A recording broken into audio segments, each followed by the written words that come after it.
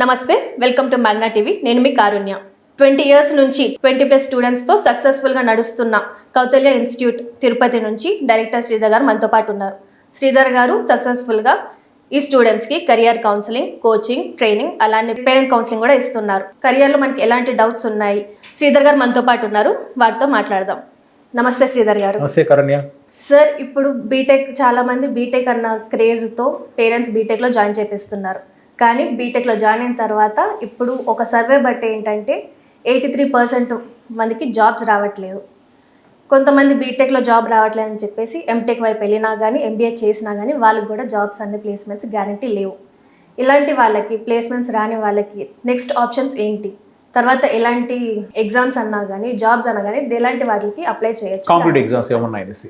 Okay sir, competitive exams గురించి. Okay, right కారణం. ఎందుకంటే ఇప్పుడు మనకి ఫస్ట్ చాలా ఇంపార్టెంట్ టాపిక్ ఇది.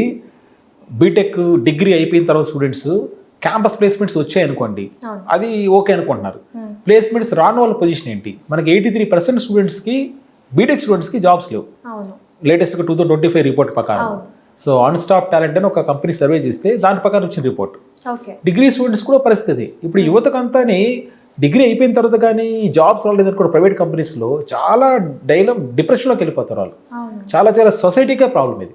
యాక్చువల్గా ఇన్ఫర్మేషన్ లేకపోవడమే ప్రాబ్లం ఇది. ఎందుకంటే గవర్నమెంట్ జాబ్స్ పుష్కలంగా ఉన్నాయి, కుప్పలు ఉన్నాయి, తెలియలేదు చాలా మందికి. అవగాహన లేకపోవడం పాయింట్ని చెప్తాను, సింప్లిఫై చేస్తాను. గవర్నమెంట్ జాబ్స్ బీటెక్ అయినా డిగ్రీ స్టూడెంట్స్కి అయినా కూడా ఎవ్రీ ఇయర్ 50+ నోటిఫికేషన్స్ రిలీజ్ అవుతున్నాయి. 50+ నోటిఫికేషన్స్.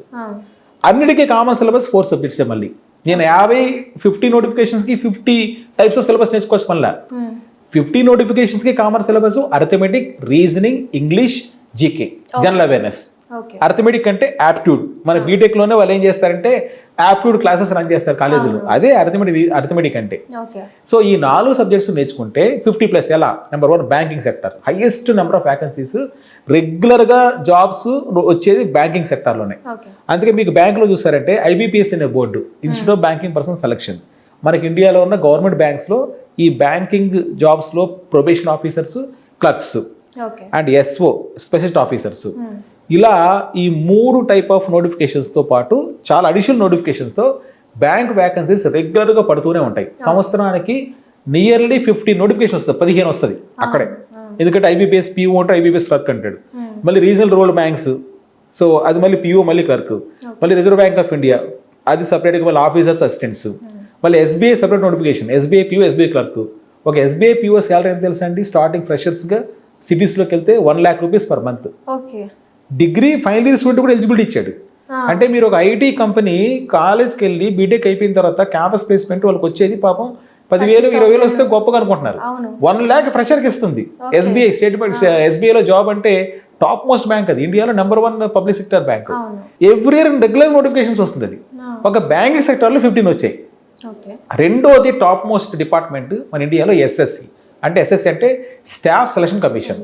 ఈ SSC ద్వారా సెంట్రల్ గవర్నమెంట్ డిపార్ట్మెంట్స్లో జాబ్స్ వస్తుంది. ఎక్కడెక్కడ ఉన్నాయి? సో మీకు మన అందరికీ ఊళ్ళలో తెలిసినవే ఏంటవి? So GST officers, GST inspector అవ్వచ్చు, income tax office, post office, airports, వీటిలంతా కూడా జాబ్స్ SSC ద్వారా వస్తాయి. స్టాఫ్ సెలక్షన్ కమిషన్ ద్వారా వస్తుంది. దాంట్లో CGL అనే నోటిఫికేషను, CHSL నోటిఫికేషను, MTS అంటే degree eligibility, inter eligibility, 10th ఎలిజిబిలిటీతో కూడా పోస్టులు ఉన్నాయి. అవే ఒక 5+ నోటిఫికేషన్స్ వస్తుంది. ఒక 15 ఏమో బ్యాంకు, SSC ఏమో ఒక 5+. CPO సెంటర్, మళ్ళీ సెంట్రల్ పోలీస్ డిపార్ట్మెంట్లో. సో మొత్తం మీద చూసుకుంటే ఇక్కడ 20 నోటిఫికేషన్స్ ఇక్కడే వచ్చాయి. ఇవి కాకుండా ఇన్సూరెన్స్ కంపెనీస్ ఉన్నాయి. LICలో మీకు ADO పోస్టులు, డెవలప్మెంట్ ఆఫీసర్ పోస్టులు. తర్వాత ఇన్సూరెన్స్ కంపెనీస్ గవర్నమెంట్ ఉన్నాయి. New India insurance, United India insurance, right? So oriental insurance, ఇవన్నీ గవర్నమెంట్ ఎంటిటీస్. ఇవి మళ్ళీ సెపరేట్ నోటిఫికేషన్స్. అంటే మీకు ఇన్సూరెన్స్ కంపెనీసే మళ్ళీ ఒక 6 దాకా వచ్చాయి. ఇవి కాకుండా ఇంకా మీకు FCI, food corporation of India, తర్వాత AFCAT, air force competition test, చాలా బాగుంటుంది మీకు. అవి every year 2 times notifications. So NDA, మళ్ళీ ఇంకా చెప్పంటే బీటెక్ చదివిన తర్వాత వాళ్ళకి మళ్ళీ మనకి గేట్ స్కోర్ ద్వారా, బీటెక్ గేట్ స్కోర్ ద్వారా మళ్ళీ మీకు వీటిలో సెంట్రల్ గవర్నమెంట్ నవరత్నాస్ ఉన్నాయి కదా, వాటిల్లో కూడా తీసుకుంటారండి. రైట్? సో NTPC, బెల్, ఇలాంటి వాటిలో ఇవన్నీ కాల్కులేట్ చేసుకుంటే సంవత్సరానికి 50+ గవర్నమెంట్ జాబ్ నోటిఫికేషన్స్ రెగ్యులర్గా రిలీజ్ అవుతున్నాయి క్యాలెండర్ ప్రకారము.